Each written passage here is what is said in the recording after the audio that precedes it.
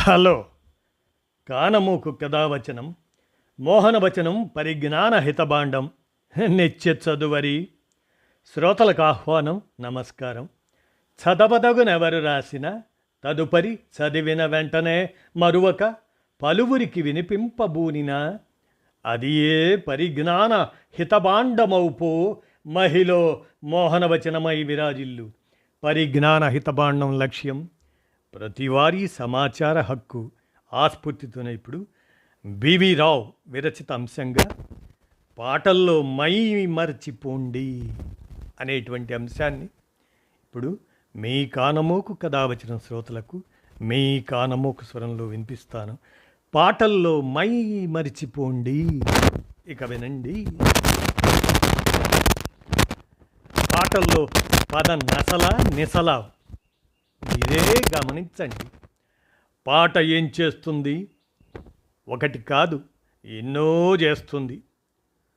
పోవుచున్నావా యమధర్మరాజా అంటూ యముణ్ణి అడ్డగించి మృత్యువు మీద విజయం ప్రకటిస్తుంది. కల కానిది విలువైనది అంటూ జీవితాన్ని చెబుతూ ఆత్మహత్య నిర్ణయాన్ని ఆఖరి క్షణాల్లో వెనక్కి తీసుకునేలా చేస్తుంది. పాట అంత శక్తిమంతమైంది. మోడువారిన జీవితాలను చిగురింపజేస్తుంది పాట. ధనలక్ష్మిని అదుపులోన పెట్టినవాడే గుణవంతుడు, బలవంతుడు, భగవంతుడురా అనే లక్ష్మీ నివాసం పాట వింటే ఈ రోజుల్లో స్టాక్ మార్కెట్ కూడా పులకిస్తుంది. పాటలే కాదు, పాటల సంగతులు బాగుంటాయి. హాస్యరచయిత బరాగో బౌడిపాటి రామగోపాలం వారు పాటలు పాడేవారు.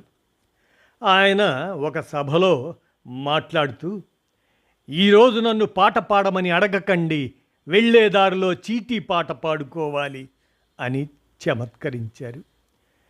రేడియోలో లైలా మజ్ను సినిమా పాట ప్రేమే నేరమౌనా అని మొదలవగానే మాపై పగేలా అని ప్యారడీ పాడేవారమని ఆయన చెప్పేవారు. ఎవరు? బౌడిపాటి రామగోపాలం. మీ పాట మీద మీ అభిప్రాయం ఏమిటి అని రచయిత వేటూరిని అడిగితే నా పాటే నా అభిప్రాయం అని చెప్పారట. ఒక సినిమాలో ఆయన పార్కులో బెంచి మీద కూర్చొని, ఎవరు? వేటూరి సుందరరామూర్తి కూర్చొని ఉంటారు. తన దగ్గరలోనే ఉన్న ఒక ప్రేమ జంటని చూసి, మీవి పాటలు నావి పాటలే, అదే పాటలు అన్నారు. ఒక ముక్కలో చెప్పాలంటే ఆయన పాటే బతుకైన పసివాడు కదా, ఎలనాగనయనాల కమలాలలో దాగి ఎదలోన కదిలే తుమ్మెద పాట విన్నాను అంటూ అద్భుతంగా రాసిన పాటల ఏకవీరుడు.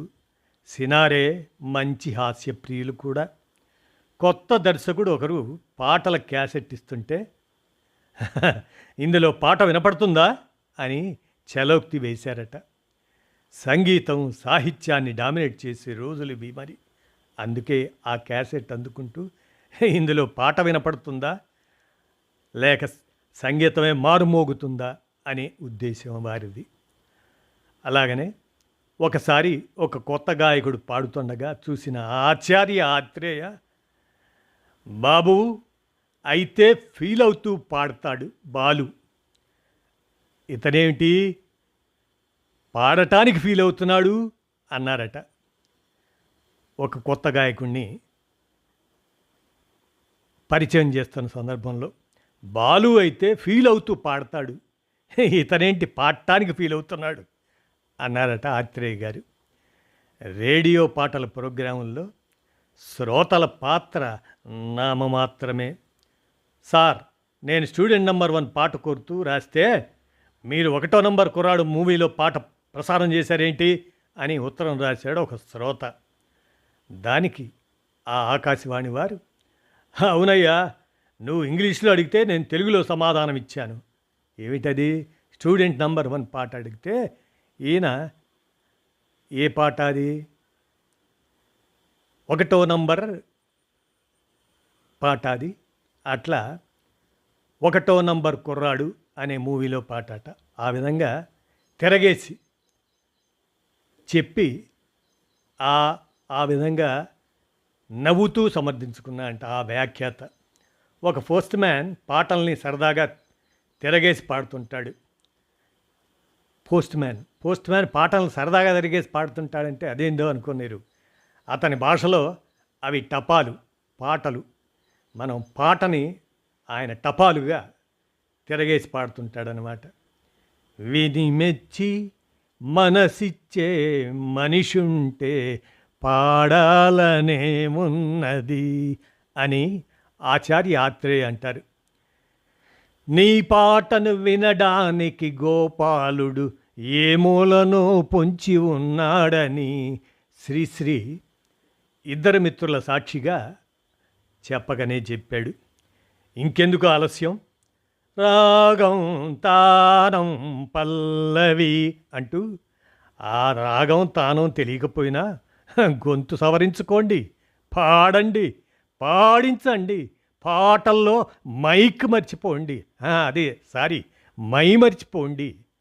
ఇదండి బివి రావు గారు అందజేసిన పాటల్లో మై మర్చిపోండి అనేటువంటి ఈ అంశాన్ని మన కానమోకు కథ వచ్చిన శ్రోతలకు సరదాగా పాటల్లో మై మర్చిపోండి అంటూ ఈ అంశాన్ని బివి రావు అందజేయగా వినిపించాను. విన్నారుగా, ధన్యవాదాలు.